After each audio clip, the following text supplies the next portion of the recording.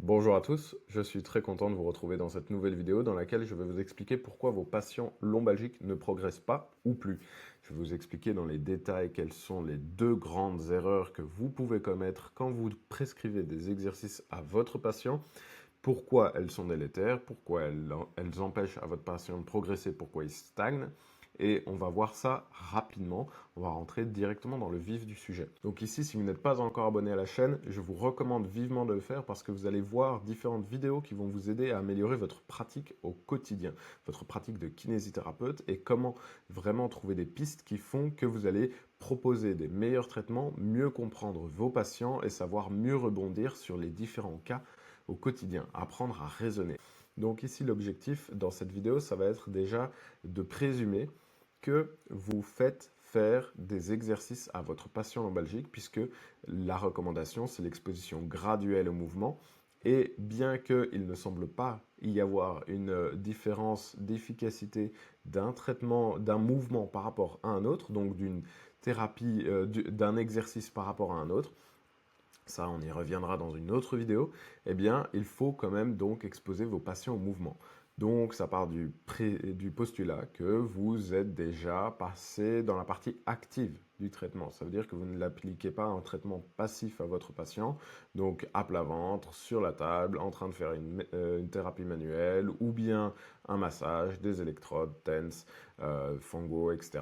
Tout ça, ce sont des outils. Ça ne veut pas dire qu'il faut tout rejeter en bloc, mais afin de vraiment pouvoir avancer efficacement avec vos patients, vous avez besoin de leur faire graduellement du mouvement. Et j'insiste sur le mot graduellement, ça c'est donc la traduction littérale de la recommandation en anglais. En français, moi je vais plutôt avoir tendance à dire progression. Et ça va être tout l'objet donc de cette vidéo. Ici, vous allez voir donc une fameuse courbe de progression.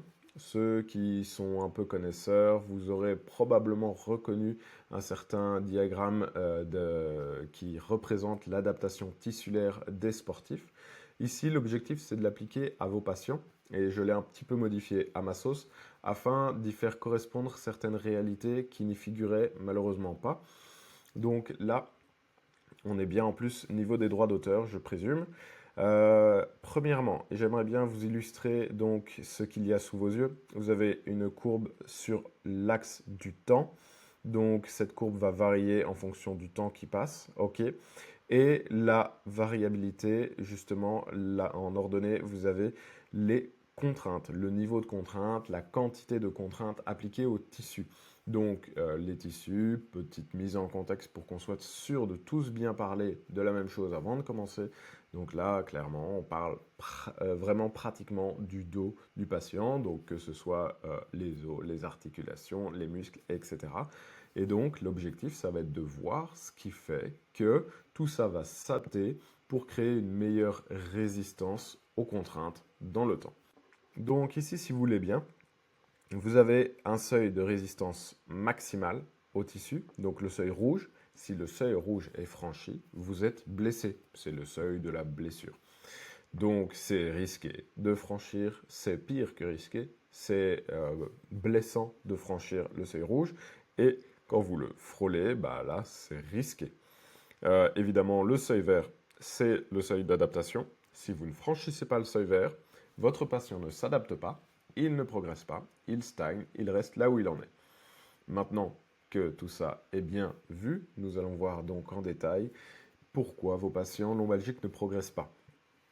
Alors, premièrement, on va partir du postulat que votre patient n'est pas encore votre patient, c'est même pas encore un patient, il va bien. Donc il a un niveau d'activité relativement moyen et il n'est ni trop actif ni pas assez. Donc il n'est pas vraiment sportif, mais voilà, il bouge 2-3 fois par semaine, il marche pour aller au travail, etc. Peu importe. Et ici, vous avez donc un mouvement qui ne cause pas vraiment de contraintes. Pas vraiment, c'est-à-dire que c'est un geste banal de la vie quotidienne.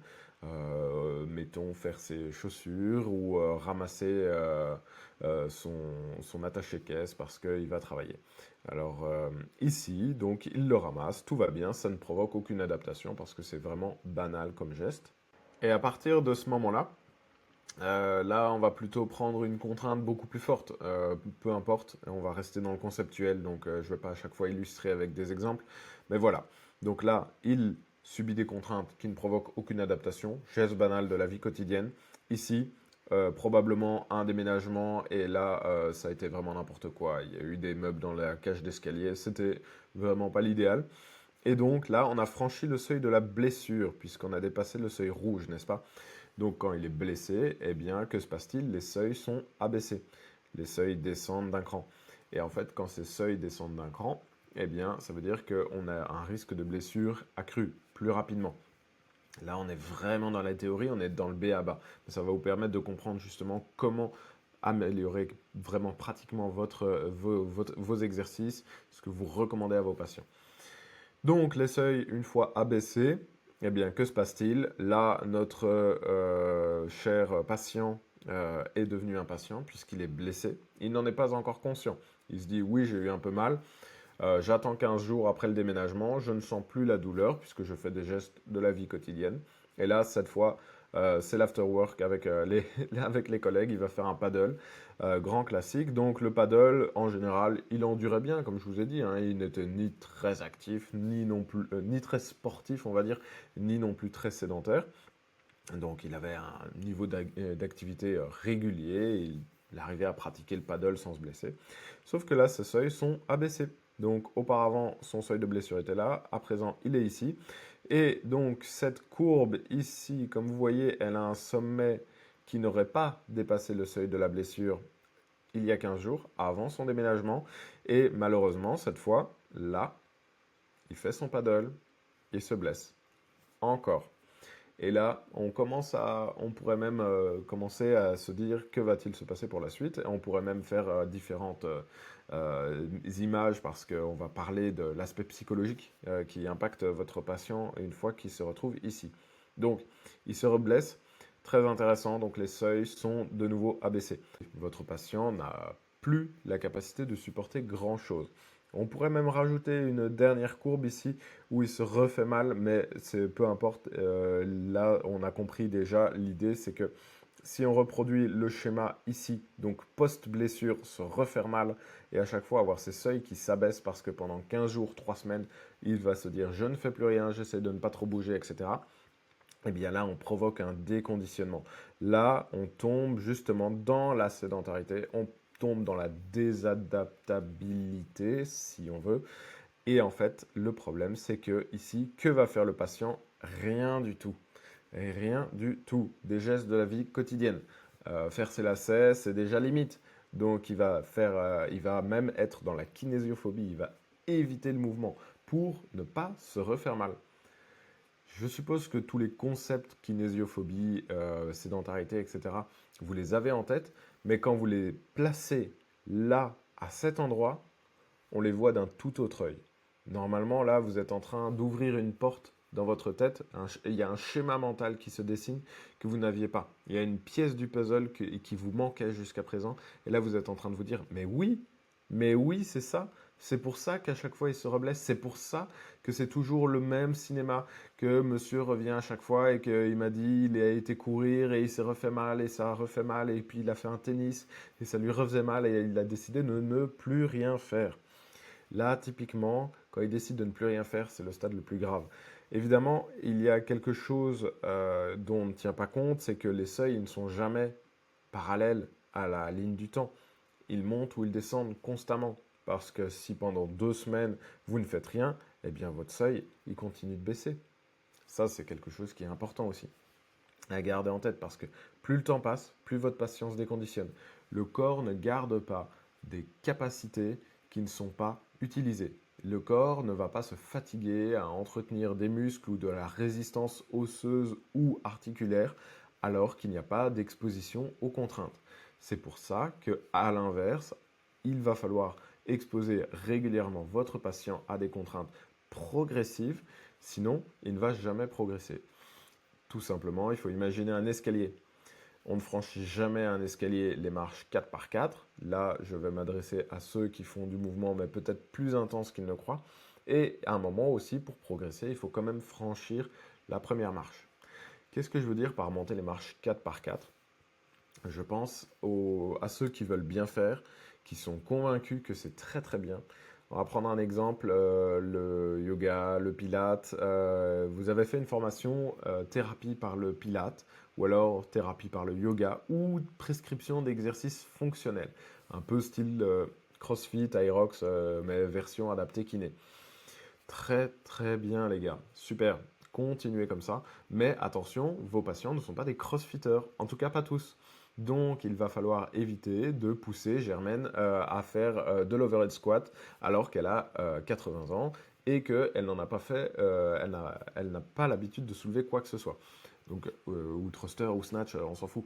Mais l'idée, c'est de comprendre, pour ceux qui ne sont pas familiers du concept CrossFit et compagnie, et l'haltérophilie, l'idée, c'est d'imaginer que vos patients, ils ont une capacité assez faible, par défaut, en général, à encaisser des contraintes. Il y en a d'autres aussi qui ont une très bonne capacité à encaisser des contraintes, et eux, vous ne leur mettez pas assez de contraintes, justement. Mais on va partir sur la majorité des patients qui, en général, manquent de résistance tissulaire. Le problème, c'est que vous leur faites faire des exercices trop intenses du jour au lendemain. Donc prenez même n'importe quels exercices de pilates, yoga et compagnie. Alors peut-être moins yoga pilates au sol. Par contre, tout ce qui est pilates reformer, il y a clairement moyen en fait de faire mal à vos patients parce que là, vous allez leur mettre des contraintes qui vont parfois être excessives. Alors attention, hein, je tacle pas le pilate gratos. L'idée c'est de comprendre qu'il y a des mouvements et des sortes de, de thérapie par exercice, certaines pratiques, certaines disciplines sportives, voilà, adaptées au traitement, qui vont justement pas être adaptées au traitement. Il va falloir encore plus les rendre accessibles, créer des variantes progressives, vraiment des variantes avec une fraction de la difficulté qu'il faut. Donc là, il va falloir être un peu se casser la tête, chercher des exercices où on diminue la contrainte ou bien on diminue les répétitions, on diminue les séries, on diminue donc le volume opérant pour vos patients. Ça, c'est vraiment très important.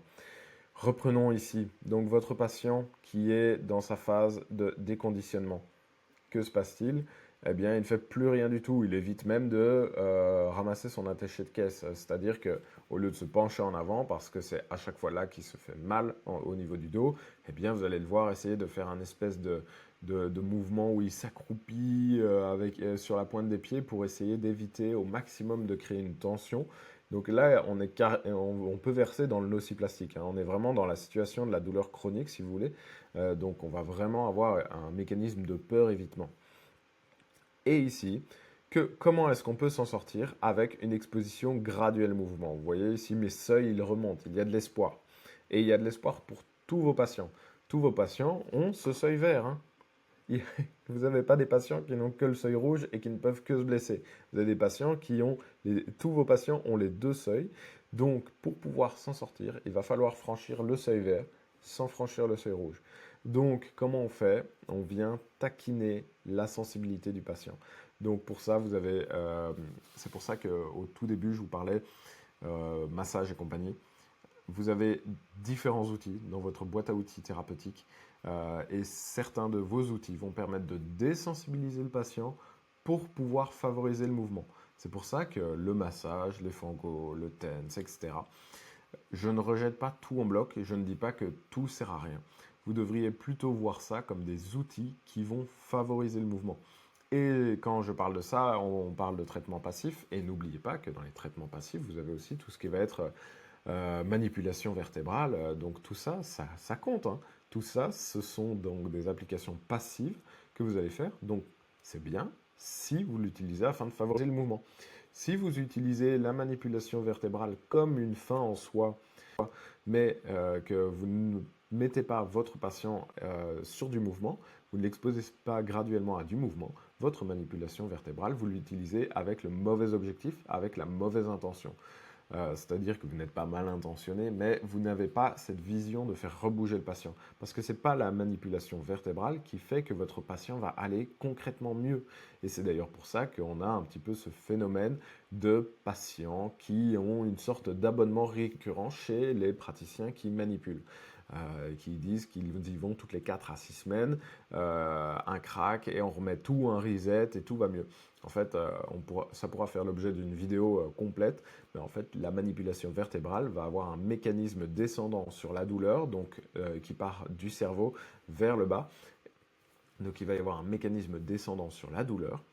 Et en fait, on va juste inhiber concrètement pendant quelques semaines cet effet douloureux, cet effet mécanique. Mais le problème, c'est que votre patient, si vous lui dites rien de plus et qu'il ne va pas se remettre progressivement au sport, il va se refaire mal.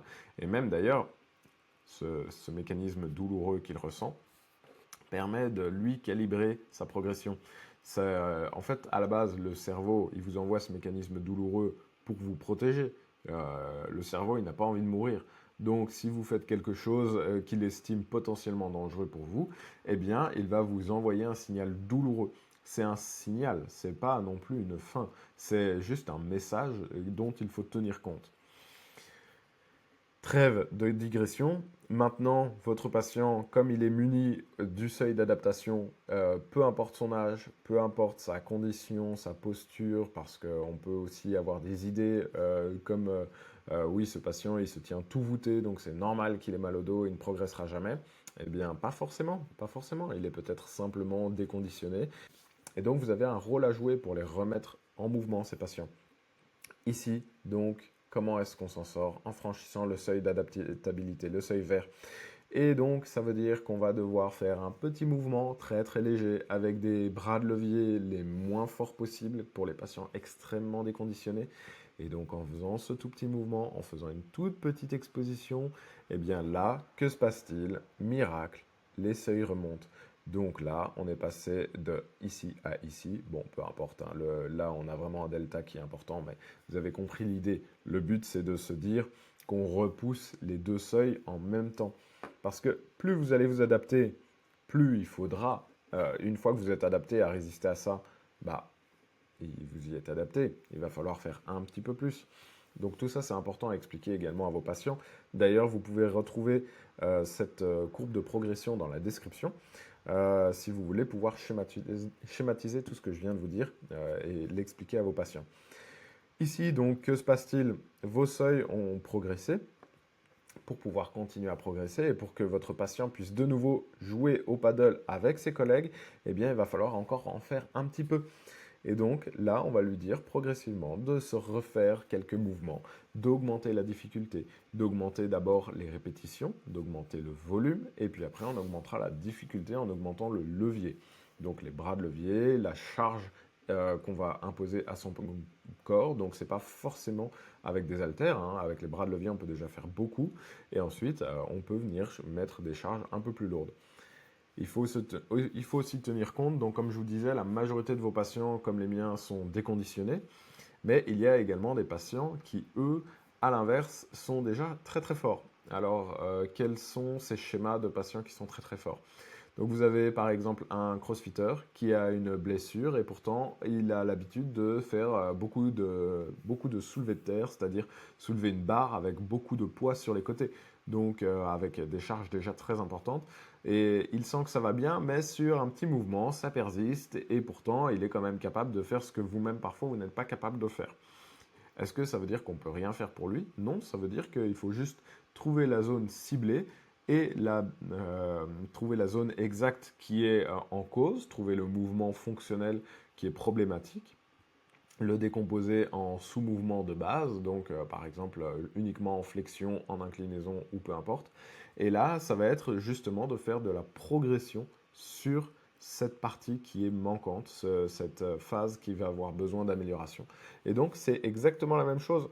Et votre patient qui est trop balèze, eh bien, imaginez qu'il a une zone de son corps, même s'il est capable de faire un super soulevé de terre super lourd, eh bien, il a une zone, on va se calmer ici sur les petites illustrations, mais il a une zone où il se trouve ici. Et cette zone a besoin de faire de l'adaptabilité progressivement. OK? Donc n'oubliez pas, ça concerne tous vos patients, autant ceux qui sont sédentaires que ceux qui sont très très forts. Et donc voilà, progressivement, la voie vers la rédemption arrive. Et vous allez voir, là, il devient même athlétique. Ça veut dire qu'il a un seuil de blessure qui est encore plus repoussé. Et vous avez donc un seuil d'adaptation qui est plus haut qu'avant. Ça veut dire que là, il faisait peut-être un paddle par semaine, et puis il allait courir également une fois par semaine, et le restant du temps, il avait un niveau de marche qui était acceptable, il faisait environ 7000 pas par jour. Et bien là, en fait, il a décidé de, je sais pas, se lancer dans une compétition de paddle, ou que sais-je, je ne fais même pas de paddle, mais je sais que c'est vraiment le truc à la grande mode. Et donc voilà, vous avez votre patient qui a réussi à progresser. Voilà comment vous devez vous y prendre. J'espère que cette vidéo vous aura plu. J'espère que vous en aurez appris davantage. Ici, donc, c'était un peu conceptuel. On n'est pas allé dans des exercices, on n'est pas allé dans l'application du pourquoi et comment on pourrait faire pour chacun de nos patients. Je pourrais en faire une vidéo dédiée. N'hésitez pas à me dire en commentaire si ça vous intéresse. Et commentez également pour me dire si ça a créé cette porte ouverte mentalement, comme je vous expliquais, si vous avez vraiment eu une révélation grâce à cette vidéo, ça me ferait vraiment très plaisir. Voilà, et pour celles et ceux qui sont intéressés d'aller un petit peu plus loin avec moi, vous pourrez découvrir ma méthode en détail sur la prise en charge de vos patients lombalgiques, comment arrêter d'appliquer des techniques un peu au hasard, avoir des plans de traitement qui tiennent la route, savoir que vous aurez donné le maximum à chacun de vos patients avec une carte mentale claire du chemin que vous allez proposer, en testant des hypothèses et pas des traitements. Donc en fait, en créant une bonne anamnèse, un bon bilan et une bonne éducation thérapeutique qui va faire adhérer le patient à ces exercices. Cliquez sur le premier lien dans la description pour découvrir ma méthode et si vous êtes intéressé de travailler avec moi, vous verrez plus loin comment prendre un rendez-vous et au cours de ce rendez-vous, on verra où vous en êtes dans votre pratique. C'est donc un appel sans pression, on voit où vous en êtes et si ça colle pour vous, si on décide de travailler ensemble. Je vous souhaite à tous une excellente journée, une excellente soirée et je vous dis à très bientôt dans une prochaine vidéo.